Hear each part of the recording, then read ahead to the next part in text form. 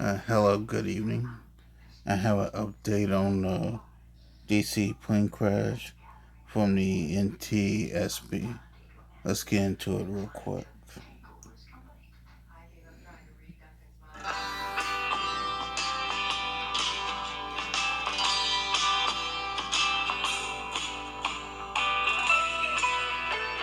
Accounted for 1,204 of those. We currently have open 1,145 investigations in aviation.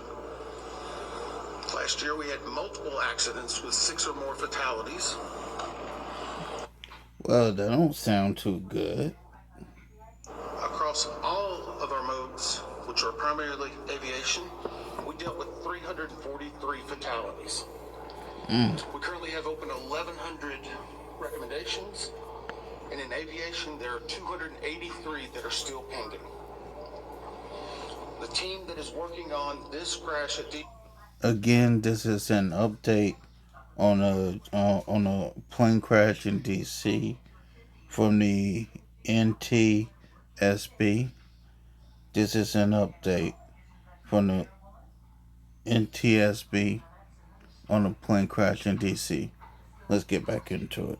DCA collectively has over 350 years of seniority with the NTSB. We will find out what happened, and we will do everything we can to prevent it.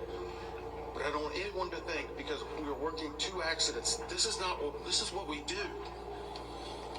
Week in and week out. Just today, a lot more people are paying attention to it.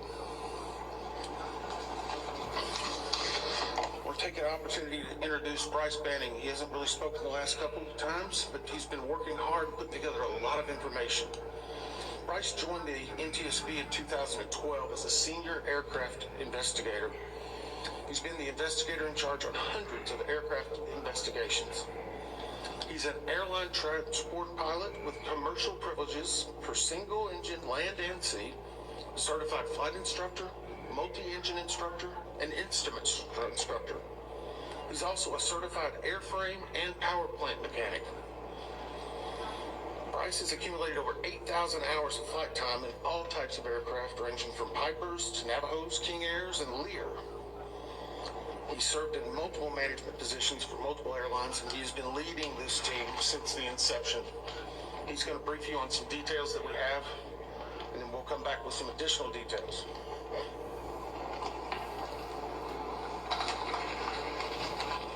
Thank you.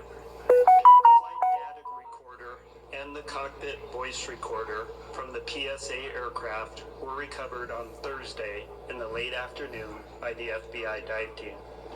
The CVR and the FDR were provided to engineers at the NTSB Vehicle Recorders Division immediately after recovery.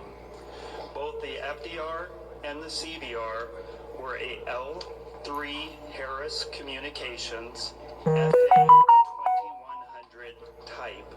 Both recorders are solid-state memory digital recorders. Both the CVR and the FDR were downloaded successfully.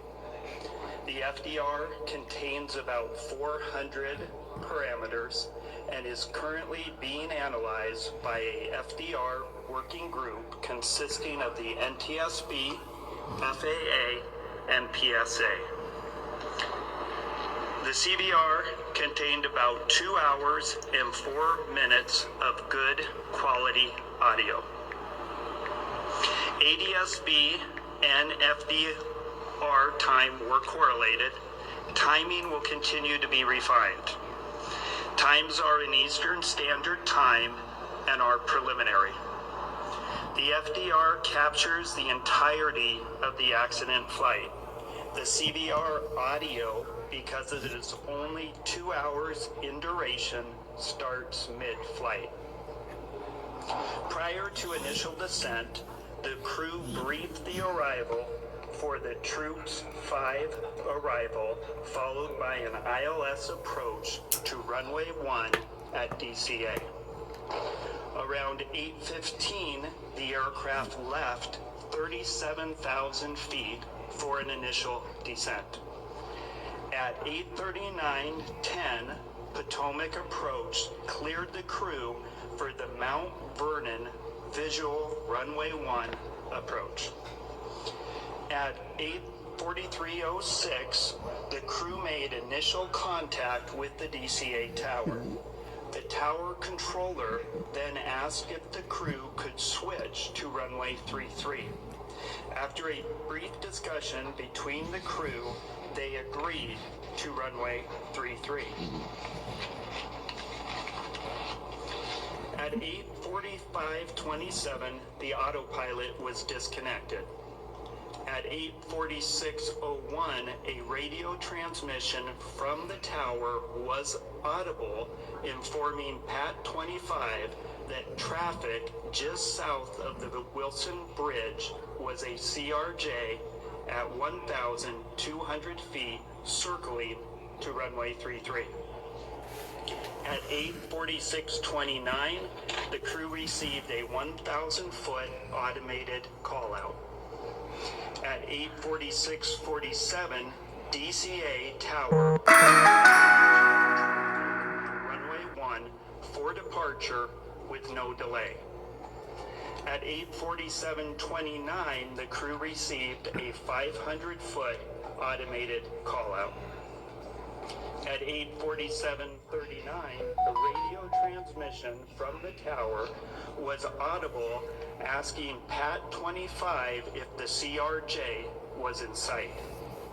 1 second later, the crew received an automated traffic advisory stating traffic. At 8:47:42, a radio transmission from the tower was audible, directing Pat 25 to pass behind the CRJ. At 8:47:58, the crew had a verbal reaction, and FDR data showed the airplane beginning to increase its pitch. Sounds of impact were audible about 1 second later, followed by the end of the recording. A CVR group consisting of party representatives from the NTSB, PSA, ALPA, and the FAA has been convened. The group is currently working to transcribe the entirety of the CVR recording verbatim. Thank you. We will take some questions at the end, but we have some additional details we definitely want to brief you on today. I want to clarify something that was, I think, presented by NTSB in some form, specifically around air traffic control. The Washington DCA tower was communicating out any transmission on a VHF and UHF frequency. Any transmission would come out on both bands. Now I do have a question. How come they were not using the same frequency? That's weird to me. They're using two different frequencies. The Black Hawk was transmitting out with a UHF band, while the CRJ jet was transmitting out with a VHF. To put that in context, both the airplane and the helicopter would hear any air traffic control, but they would not hear the other aircraft or helicopter, conversely, if they were transmitting out. Well, maybe that's the problem. You're having two different aircrafts on two different frequencies. Maybe that's the problem. I bring that up because we are now working through the transcript of the air traffic control, and many people have heard online different recordings. Those do not contain the UHF radio transmissions.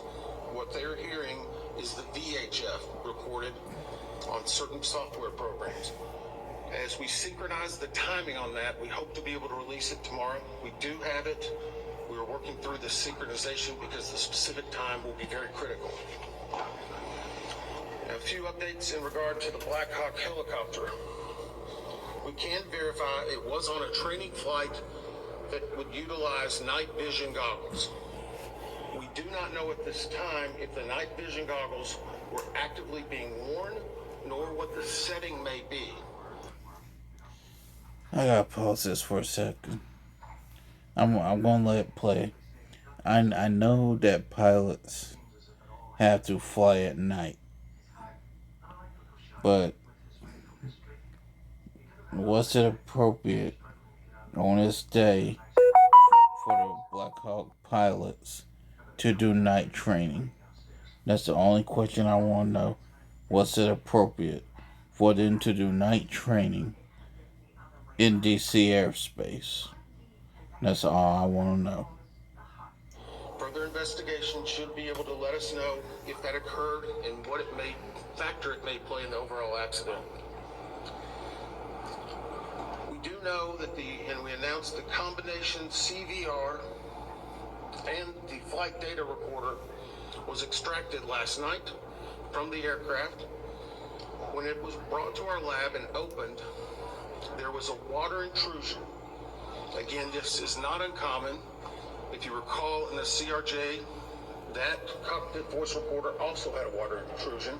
It is going through the same process of ionized water until it's put into a vacuum oven. We still are very confident we will have that data. On the Black Hawk, we can confirm that we are looking into a priority air transport, and that's where you hear PAT, that on the prior day, PAT-11 was in close contact with a Republic Air flight. The Republic Air flight rejected the landing and did a go-around. The reason we are bringing this up is our data currently shows there was over 1,000 feet of separation between those two aircraft. 1,000 feet is a good safety barrier. Obviously, the pilot made its own decision in rejecting the landing. We just wanted to bring that fact out. It will be considered in the overall evaluation of this accident. So now let's go into some controllers.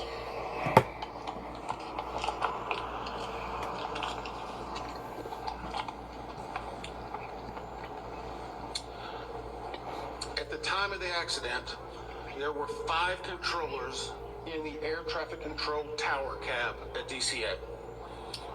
One was a local controller, which was handling not only helicopter, but fixed-wing aircraft. The local controller also would be handling arrivals and departures close in airspace and the use of the runway. There was a ground controller, which was handling all aircraft and vehicles not on the runway. In addition, there was a local assist controller. This person is responsible for assisting the local controller in any type of actions that are needing, reviewing data, scanning the field, a multitude of different things. You will not hear the assistant controller on any of the ATC tapes, but we can confirm that person was in the cab. In addition, there's an operations supervisor who has direct oversight over the tower. This is someone who manages everyone that's involved in the operation, along with an operational supervisor in training. That leads us to confirm there were 5 people in the tower at the time of the accident. At this time, we have interviewed the local controller, the ground controller, and the local assist controller. We anticipate having the interviews with the operations supervisor and the supervisor in training conducted no later than Monday evening. And for a little bit of context, this is a controller's worst nightmare. It hits everyone that works in that cab and knows them very hard.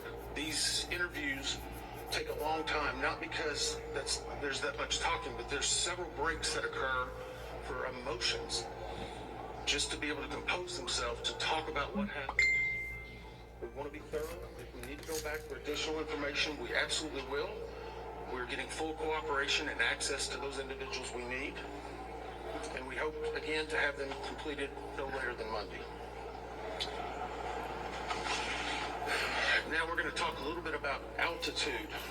And I'm going to preface this, and we're going to try to work through your questions, but I want to be very clear.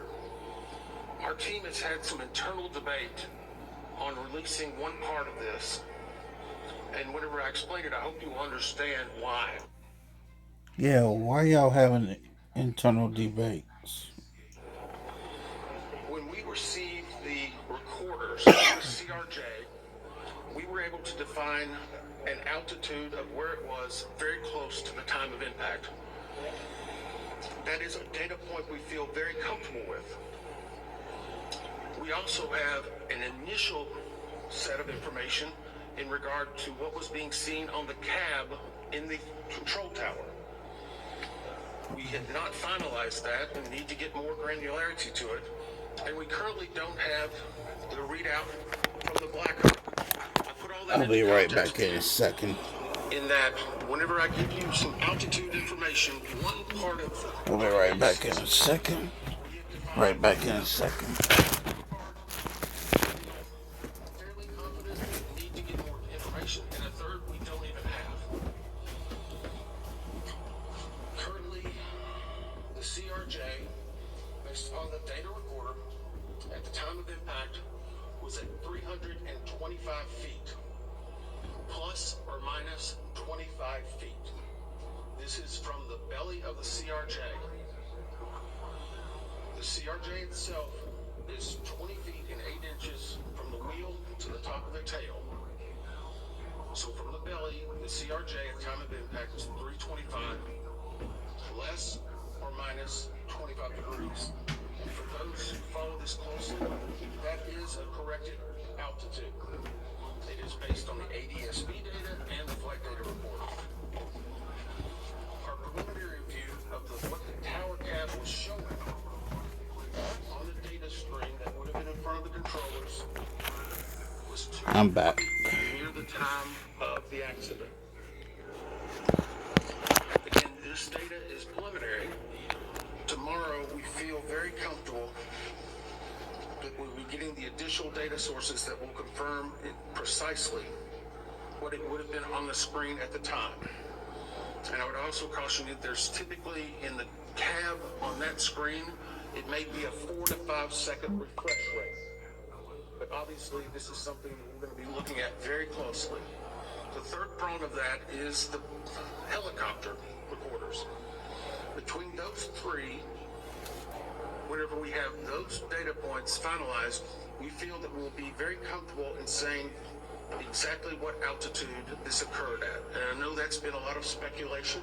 You may have a few questions on it, but I want to caution, we're trying to give you what information we have and we verified at that time. With that, we'll take some questions. Just one second. Ma'am? Claudia from AP. So you said that the altitude, and the recorder recorded the altitude of the COJ. Was it trying to pull up before the collision? Is that what you were saying? The question was the altitude that was read from the ADSB and the voice recorder, was it trying to pull up? I can tell you at one point very close to the impact, there was a slight change in pitch, an increase in pitch. That is something that we will get you more detail on, but it was an indication of an increase in pitch. Thank you, Todd Grady, Triple Wing Fox. So are you also saying that there was a 100-foot discrepancy between what the air traffic controller was seeing on the screen in front of them and what the height, the altitude of the plane? There's a 100 feet difference? So the question is, was there a 100 feet difference between what we found the plane to be operating at and the air traffic control tower? I'm saying the initial data we have on the control tower cab says 200 feet would have been visualized. This is a fairly good estimate, but it needs to be finalized. I should say estimate. It's a fairly good initial read, but it needs to be finalized. And again, the CRJ was operating at 325 feet, plus or minus 25. And how common is it that the two aircraft would be operating on different frequencies with the same control? The question is how common would it be that the two aircraft would be operating on separate frequencies?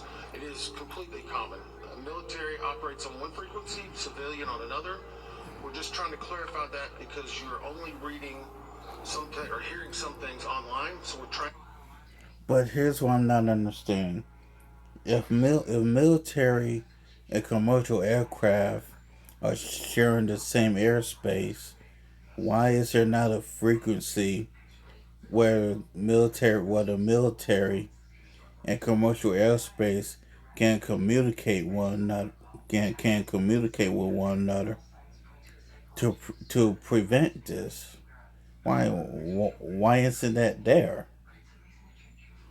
To get out and dispel some myths. Yes, sir. Mr. Redmond, faithful now with DC News Now. At this point, you've given us the CRJ, but can you speculate on the altitude of the PAT at this point? We cannot speculate. The question is, can we give any information on the altitude of the PAT? We cannot at this point. Obviously, an impact occurred, and I would say when an impact occurs, that is typically where the altitude of both aircraft were at the moment. But again, whenever we have the data from the recorder, we will be able to give you more specific. And just to follow up, if I may, sir, there have been reports, can you comment on reports that PAT may have flown above its max limit in that airspace? So the question was, can I comment on reports that PAT may have flown above its max limits? No, because I haven't heard that. And I don't try to look at the media that much. So I'm not saying that, I'm not denying, but I just haven't heard it. We haven't discussed it. I'll ask the investigator in charge. Do you have any information on that? Yeah, I can provide just a little bit of context. The PAT 25 was within the lateral boundaries of a helicopter route. The ceiling of that route was 200 feet. As Member Inman said, we have not got the data out of the FDR for the Black Hawk at this time, but that's what we know. Okay, we're gonna go down here. David Kaplan with Fox 5 here in DC. You mentioned as you walked through the timeline that there was a broadcast over the cockpit of traffic. Can you talk about what indications, if any, you have that the plane's anti-collision system was working? It's my understanding that broadcast goes out if the system has been activated. Can you comment on what you've learned about the anti-collision system? The question is about the traffic that was heard on the cockpit voice recorder. I can say this, we are defining what is inside of each system and what was they were outputting. Because of the unique nature of military aircraft, we need additional specialization, which we have. But for right now, we're trying to present you with what we've heard. So we need further information to be able to find why it was indicating traffic. Yes. The night goggles, how will you determine if they were wearing the night goggles or not? The question was, how will we determine if they were wearing the night vision goggles or not? Part of that will be based, and we already know during the extraction of the bodies, how they were presented and what was around them. I can say that impact was very significant. And so it will take additional analysis of the attached areas. We're looking to find if the night vision goggle bags, whenever we extract the aircraft, are they empty? Are they found in the debris field? There's a lot of different variables we need to find out before we determine that. Yes. Thanks, Chase William from Fox Business. I know that it was 4 minutes before impact that there was a runway switch. They switched to 33. How routine is that? And is that enough lead time for pilots and other traffic in the area to be aware of, a change in pattern? Okay, so the question was in regard to, and the term you used was runway switch. And we briefed this yesterday. The CRJ was on approach to runway 33. They'd been brought in that way. As they were coming in, they were asked by the air traffic control, could they accept, let me reverse that. They were coming in on runway 1. As they were on approach, the air traffic controller said, can you accept runway 33? That is not an uncommon occurrence at DCA. It creates an arcing of the flight path, so it's very normal. Pilots were able to discuss it. They accepted it. They appear to be on a proper, at least, lineup at that time. So right now we're evaluating with all the other facts and data, but it is what it is at this point, I guess. Yes, sir. Yeah, Dominic Lee with Washington. I just have a question about the staffing of the helicopter. You tell me if that's optional, or does it have that level of staffing, or is it traditionally more people inside of the cabin? The question was the staffing at the time of the actual accident with the 5 individuals. I have not gotten an update from the air traffic control people.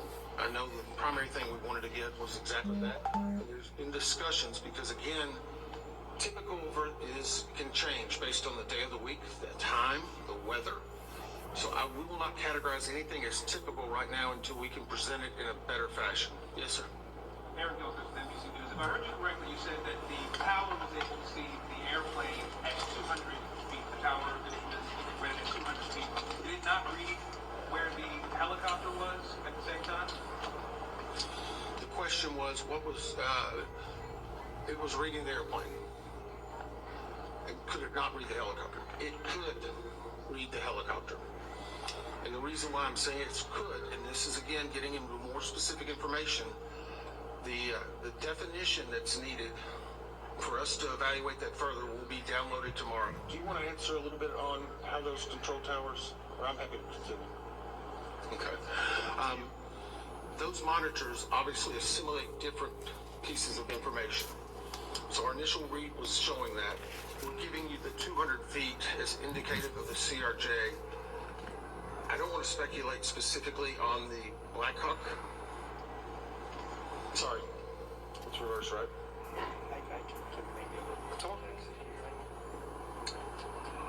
So, as previously stated, we know that the FDR and data provided indicated that the CRJ was at 325 feet, plus or minus 25 feet.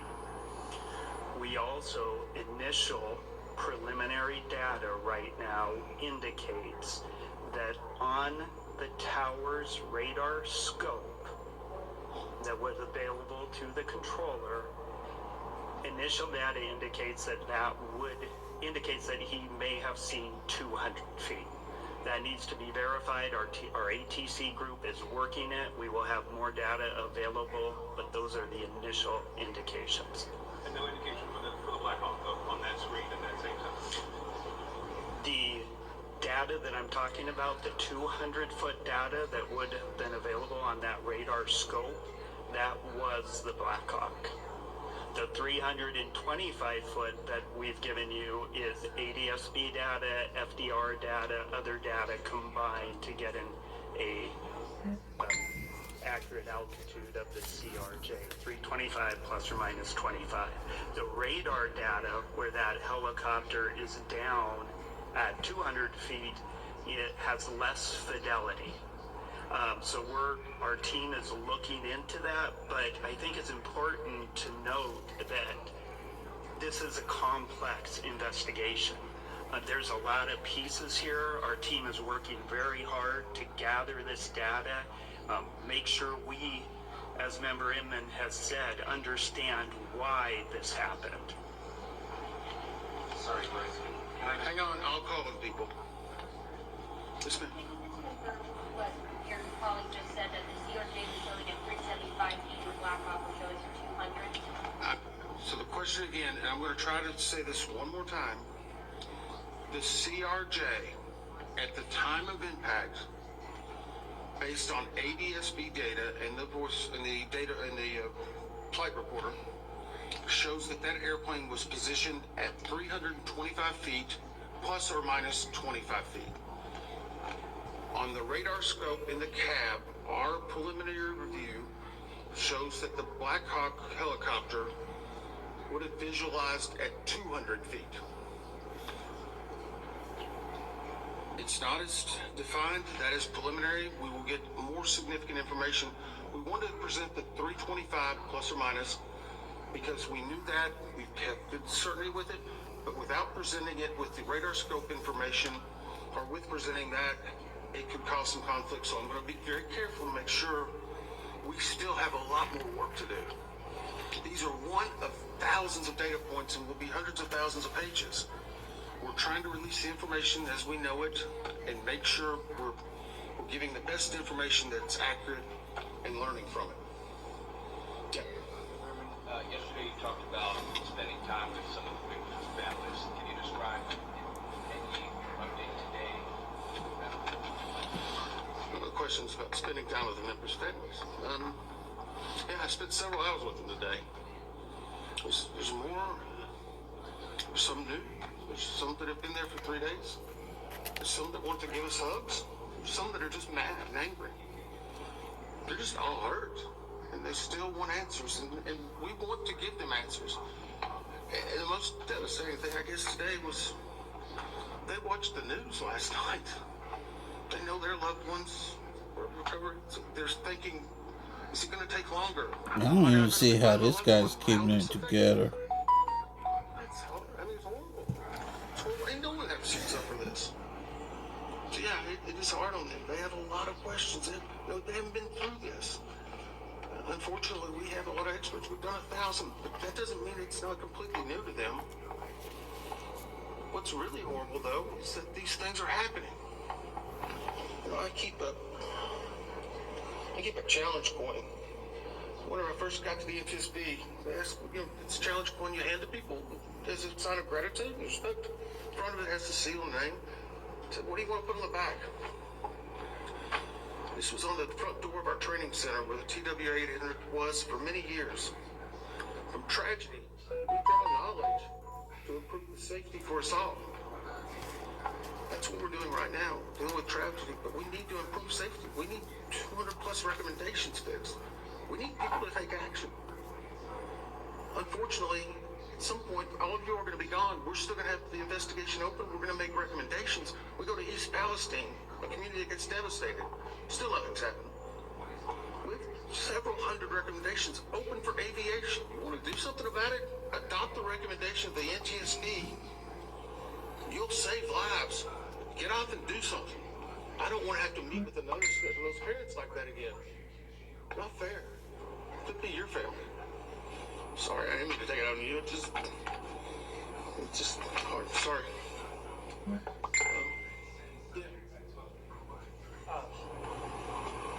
I have two, and I just want to follow up because I want to make sure I understand the elevation question correctly. The flight data recorder on the CRJ is showing 325 plus or minus 25. That's correct, right? The question is, and I apologize, I've said this 3 or 4 times, on the CRJ. That's the third time they asked that question. Localized from the ADSB data and other is showing the time of impact. It was at 325 plus or minus 25 feet.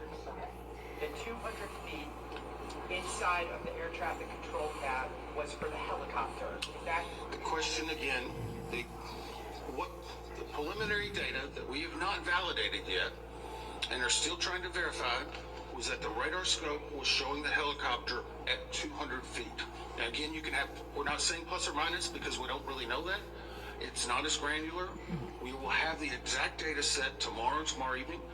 We knew you would have some questions, so please be responsible in reporting this. We need more info, but we know that some of that information is coming out, and we're trying to provide it. No more. Sorry, I've answered the same question several times. Sorry. Go ahead.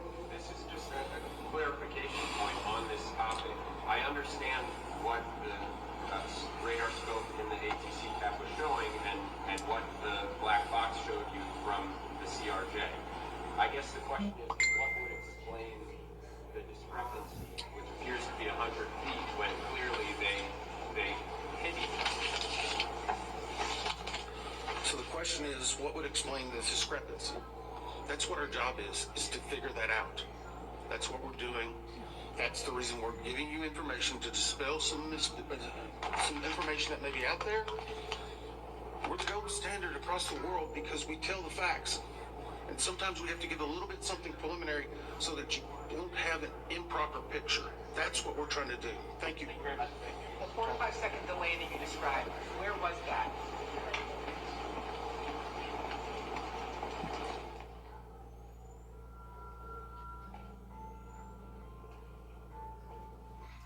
listening to NTSB officials update us on what they've learned since Wednesday night's American Airlines plane crash with a Black Hawk helicopter.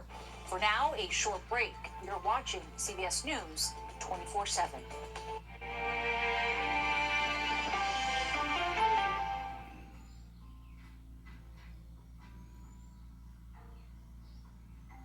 Is there no room for debate on college campuses? Okay, I guess that's it.